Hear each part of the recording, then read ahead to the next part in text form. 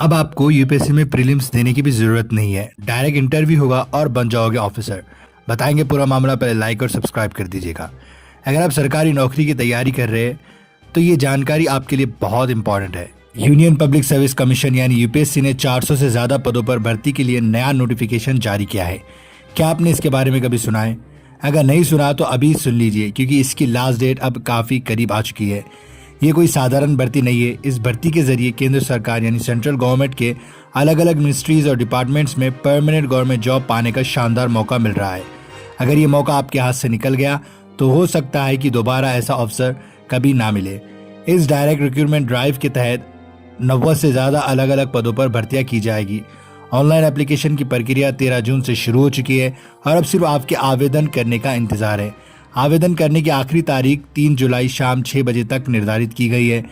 जो भी उम्मीदवार इंटरेस्टेड है वो यूपीएससी के ऑफिशियल ORA पोर्टल पर जाकर आवेदन कर सकते हैं। इसके लिए आपको upsconline.nic.in वेबसाइट पर जाना होगा और वहां से ऑनलाइन अप्लाई करना होगा। अब बात करते हैं इस भर्ती की सबसे खास बात की। इस बार सबसे ज्यादा वैकेंसीज हेल्थ सेक्टर में निकाली गई है। Ministry of health and family welfare के अंतर्गत specialist grade 3rd assistant professor के कुल 121 पदों पर भर्ती की जाएगी। ये पद पे मैट्रिक्स लेवल 11 के अंतर्गत आते हैं। इसके अलावा मिनिस्ट्री ऑफ MSME में असिस्टेंट डायरेक्टर ग्रेड 2 इकोनॉमिक के लिए भी 50 पद घोषित किए गए हैं। सेक्टर में करियर बनाने वालों के लिए भी शानदार अवसर मौजूद है। मिनिस्ट्री ऑफ डिफेंस के अंतर्गत कॉलेज ऑफ मिलिट्री इंजीनियरिंग यानी CME पुणे में असिस्टेंट प्रोफेसर और एसोसिएट प्रोफेसर के लगभग 50 टीचिंग पोस्ट निकाली गई है। यानी योग्य उम्मीदवारों के लिए अवसरों की कोई कमी नहीं है।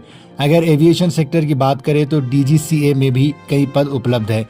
इसके साथ ही सेफ्टी ऑफिसर के करीब 15 पदों पर भी भर्ती की जाएगी।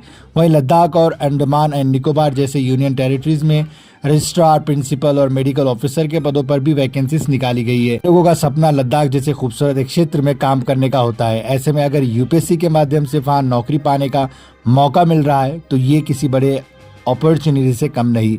अब अगर एलिजिबिलिटी की बात करें तो टीचिंग और मेडिकल पोस्ट के लिए MD, MS, MTech, PhD जैसे शैक्षणिक योग्यताओं के साथ साथ संबंधित क्षेत्र का एक्सपीरियंस भी मांगा गया है।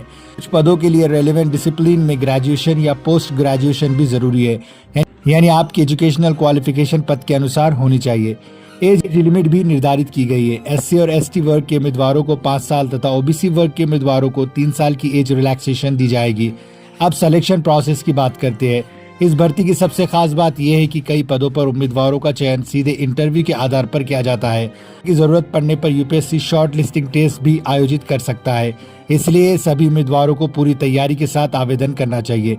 मेरी सलाह यही रहेगी कि लास्ट डेट तक इंतजार बिल्कुल ना करें। जितनी जल्दी हो सके अपना आवेदन पूरा कर ले।